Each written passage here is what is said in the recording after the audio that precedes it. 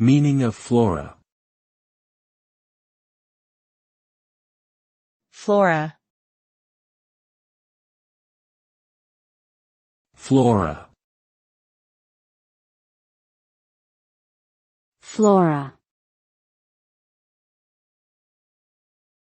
Flora. Flora refers to the plant life of a particular region or period, including the naturally occurring or indigenous species as well as cultivated and introduced varieties. The term includes both the individual plants and their collective communities or ecosystems. Flora can provide important ecological services such as oxygen production, soil stabilization, and habitat for wildlife. However, human activities such as deforestation and pollution can have negative impacts on flora populations and biodiversity.